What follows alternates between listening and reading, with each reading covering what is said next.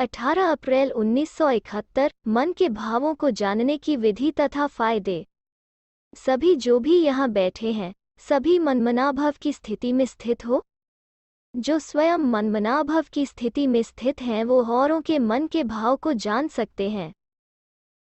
कोई भी व्यक्ति आपके सामने आए तो मनमनाभव की स्थिति में स्थित होकर उसके मन के भाव को स्पष्ट समझ सकते हो, क्योंकि जब मनमनाभव की स्थिति सूक्ष्म स्थिति बन जाती है तो सूक्ष्म स्थिति और सूक्ष्म भाव को समझ सकते हैं। तो यह प्रैक्टिस अनुभव में आती जाती है। बोल भले क्या भी हो, लेकिन भाव किसका क्या है उसको जानने का अभ्यास करते जाओ। जब किसके मन के भाव को समझते जाएंगे तो इससे रिजल्ट क्या होगी? हरेक के मन के भाव को समझने से उनकी जो चाहना है अथवा प्राप्ति की इच्छा है उसको वही मिलने से क्या होगा? आप जो उनको बनाने चाहते हो वो बन जाएंगे, अर्थात सर्विस की सफलता बहुत जल्दी निकलेगी, क्योंकि उनकी चाहना प्रमाण उनको प्राप्ति होगी। अगर कोई शांति का प्यासा है, उसको शांति मिल जाए तो क्या होगा? प्राप्ति से अविनाशी पुरुषार्थी बन जाएंगे। तो मन के भाव को परखने से, समझने से परिणाम क्या निकलेगा? सर्विस की सफलता थोड़े समय में बहुत दिखाई देगी, क्योंकि सफलता स्वरूप बन जाएंगे। अभी पुरुषार्थ स्वरूप हो, इस लक्षण के आने से सफलता स्वरूप हो जाएंगे। समझा? अभी सफलता को लाने के लिए आप लोगों को समय और संकल्प, संपत्ति, शक्ति बहुत लगानी पड़ती है। फिर क्या होगा? सफलता स्वयं आपके सामने आएगी। संपत्ति लगानी नहीं पड़ेगी, संपत्ति आपके सामने स्वयं स्वाहा होने आएगी। समझा? इतना अंतर है सिर्फ एक बात की धारणा से। वो कौन सी बात? मनमनाभव होकर हरेक के मन के भाव को जानना। जो गायन है प्रकृति दासी बनती है, वो क्या सतयुग में होनी है? सतयुग में तो यह मालूम ही नहीं पड़ेगा कि प्रकृति के ऊपर विजय प्राप्त करने से प्राप्ति हुई है। लेकिन अभी जो इतना पुरुषार्थ करते हो प्रकृति के ऊपर विजयी होने का, उस पर विजय का फल व प्राप्ति इस श्रेष्ठ जन्म में ही देखेंगे। प्रकृति आपके सामने आपको अधीन नहीं बनाएगी, लेकिन अधिकारी बनकर प्रकृति के कर्तव्य को देखेंगे। समझा? ऐसी संपूर्ण स्टेज जिसमें कोई भी प्रकार की अधीनता नहीं रहेगी, सर्व पर अधिकार अनुभव करेंगे। ऐसे बनने के लिए क्या करना पड़े? एक तो रूहानियत, दूसरा चेहरे से सदैव ईश्वरीय रुहाब दिखाई दे, और तीसरा सर्विस में सदैव रहमदिल का संस्कार व गुण प्रत्यक्ष हर आत्मा को अनुभव हो। तीनों ही बातें, रूहानियत, रुहाब और रहमदिल का गुण भी हो। यह तीनों ही बातें प्रत्यक्ष रूप में, स्थिति में, चेहरे में और सर्विस अर्थात कर्म में दिखाई दे, तब समझो कि अब सफलता हमारे समीप आ रही है। तीनों ही साथ में चाहिए। अभी क्या होता है? अगर रहमदिल बनते हो तो जो रहमदिल के साथ रुहाब भी दिखाई दे, यह दोनों साथ नहीं दिखाई देते हैं। या तो रहमदिल या तो रुहाब का गुण दिखाई देता है, रुहाब के साथ रूहानियत भी दिखाई दे, तीनों का साथ प्रत्यक्ष रूप में हो, वो अभी अजुन कम है। अभ्यासी हो, अभी सिर्फ अपने को सर्व आत्माओं से महान आत्मा समझते हो, महान आत्मा बनकर हर संकल्प और हर कर्म करते हो। समझना है लक्ष्य और करना वो है प्रैक्टिकल। सर्व आत्माओं से श्रेष्ठ महान आत्मा हूँ, इस स्मृति से किसके भी सामने जाओ तो क्या अनुभव करेंगे? आपकी महानता के आगे सभी के सिर झुक जाएंगे। जैसे आपके जड़ चित्रों के सामने कितना भी कोई आज कलयुग के महान मर्तबे वाला जाए तो क्या होगा?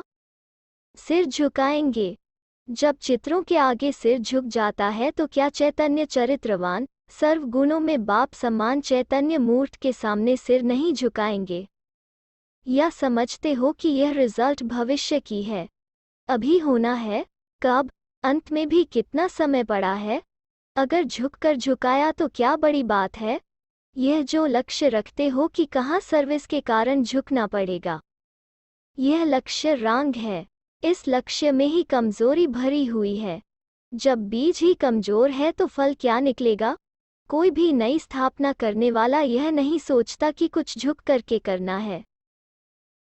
जब आत्माएं भी झुकाने का लक्ष्य रखकर कईयों को अपने आगे झुका कर दिखाती हैं, इसकी भेंट में देखो, यह स्थापना का कार्य कितना ऊंच है और किसकी मत पर है। उसके आगे सर्व आत्माओं को झुकना है। यह लक्ष्य रखकर, यह ईश्वरीय रुहाब धारण कर किसके भी सामने जाओ तो देखो रिजल्ट क्या निकलती है। महानता लाने के लिए ज्ञान की महीनता में जाना पड़े। जितना जितना ज्ञान की महीनता में जाएंगे उतना अपने को महान बना सकेंगे। महानता कम अर्थात ज्ञान की महीनता का अनुभवी कम। तो अपने को चेक करो, महान आत्मा का कर्तव्य क्या होता है, वो स्मृति में रखो। वैसे भी महान आत्मा उसको कहते हैं जो महान कर्तव्य करके दिखाए। अगर कोई साधारण कर्तव्य करे उनको महान आत्मा नहीं कहेंगे। तो महान आत्माओं का कर्तव्य भी महान होना चाहिए। सारे दिन की दिनचर्या में यह चेक करो कि महान आत्मा होने के नाते से सारे दिन के अंदर आज कौन सा महान कर्तव्य किया। महादानी बने। वैसे भी महान आत्माओं का कर्तव्य दान पुण्य होता है, तो यह सभी से महान आत्माएं कहलाने वाले हैं। तो आज सारे दिन में कितने को दान दिया और कौन सा दान दिया। जैसे महान आत्माओं का भोजन खान पान आदि महान होता है, वैसे देखना है आज हमारी बुद्धि का भोजन महान रहा, शुद्ध भोजन स्वीकार किया। जैसे देखो, महान आत्मा कहलाने वाले अशुद्ध भोजन स्वीकार करते हैं तो उनको देख कर के सभी क्या कहते हैं, कहेंगे यह महान आत्मा है। तो अपने को आप ही चेक करो कि आज हमने बुद्धि द्वारा कोई भी अशुद्ध संकल्प का भोजन तो नहीं पान किया। महान आत्माओं का आहार विहार यही तो देखा जाता है। तो आज सारे दिन में बुद्धि का आहार कौन सा रहा। अगर कोई अशुद्ध संकल्प व विकल्प व व्यर्थ संकल्प भी बुद्धि ने ग्रहण किया तो समझना चाहिए कि आज मेरे आहार में अशुद्धि रही।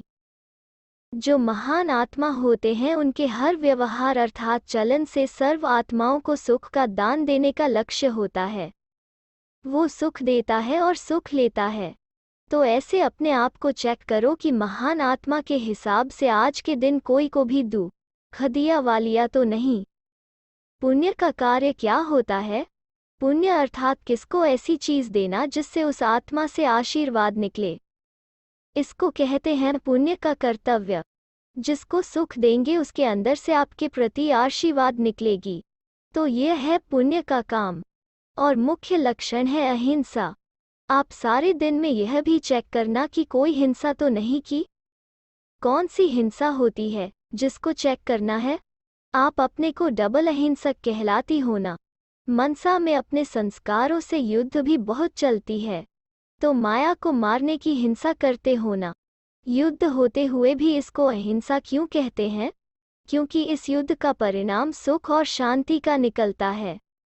हिंसा अर्थात जिससे दुख अशांति की प्राप्ति हो, लेकिन इससे शांति और सुख की व कल्याण की प्राप्ति होती है, इसलिए इसको हिंसा नहीं कहते हैं। तो डबल अहिंसक ठहरे।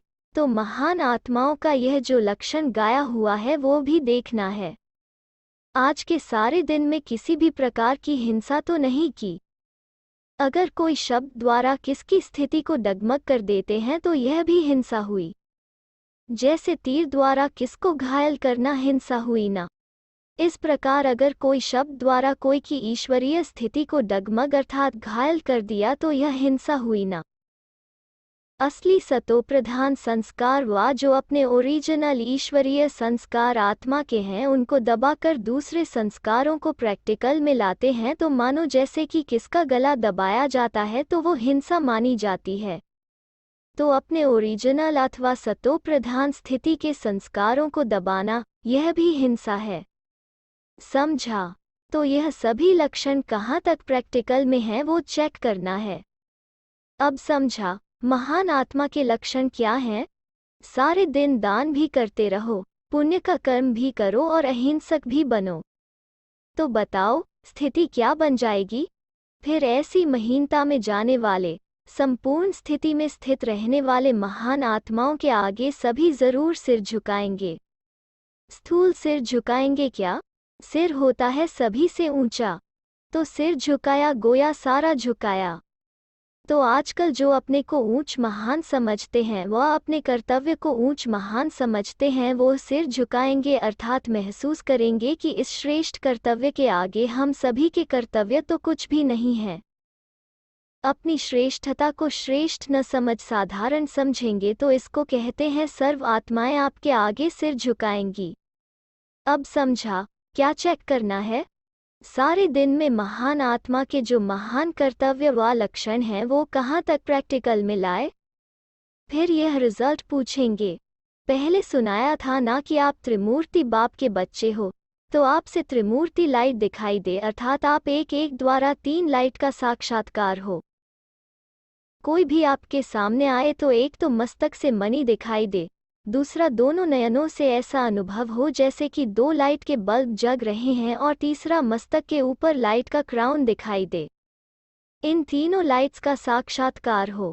कईयों को होता भी है। जब याद की यात्रा में बिठाते हो तो यह दोनों नयन प्रकाश के गोले दिखाई देते हैं और कईयों के मस्तक से लाइट के क्राउन का साक्षात्कार भी होता है। तो आप द्वारा यह तीनों लाइट्स का साक्षात्कार हो तो क्या होगा? खुद भी लाइट हो जाएंगे। अनुभवी तो हो ना। साकार रूप में देखा, मस्तक से और नयनों से प्योरिटी के क्राउन का साक्षात्कार अनेकों को हुआ। तो फॉलो फादर करना है। अगर ऐसे ही स्वरूप का साक्षात्कार आत्माओं को कराओ तो सर्विस में सफलता आपके चरणों में झुकेगी। ऐसी महान आत्मा बनो जो किसके भी सामने जाओ तो उसको साक्षात्कार हो। फिर बताओ वो अपना सिर आप साक्षात्कार मूर्त के आगे दिखा सकेंगे? झुक जाएंगे। जब अभी यह सिर झुकाएंगे तब आपके जड़ चित्रों के आगे स्थूल सिर झुकाएंगे। जो जितनों का अभी सिर झुकाएंगे उतने उनके जड़ चित्रों के आगे सिर झुकाएंगे। प्रजा के साथ भक्त भी बनाने हैं। सारे कल्प की प्रारब्ध की नूंद अभी ही होनी है। वारिस भी बनाने हैं और प्रजा भी अभी बनाना है। द्वापर युग के भक्त भी अभी बनेंगे। समझा? आपके भक्तों में भी आप लोगों द्वारा भक्ति के अर्थात भावना के संस्कार अभी भरने हैं। यह बहुत ऊंचे हैं। सिर्फ इस भावना के संस्कार भरने से भक्त बन जाएंगे। तो भक्त भी अभी बनाने हैं। अभी तक तो प्रजा बनाने में ही मेहनत कर रहे हो। जैसे जैसे आप लोगों की स्थिति प्रत्यक्ष होती जाएगी वैसे वैसे आपके वारिस अर्थात रॉयल फैमिली, प्रजा और भक्त तीनों ही प्रत्यक्ष होते जाएंगे। अभी तो मिक्स हैं, क्योंकि अभी आपकी स्थिति ही फिक्स नहीं हुई है, इसलिए वो भी मिक्स हो जाते हैं। फिर प्रत्यक्ष दिखाई पड़ेंगे। आप महसूस करेंगे कि भक्त हैं।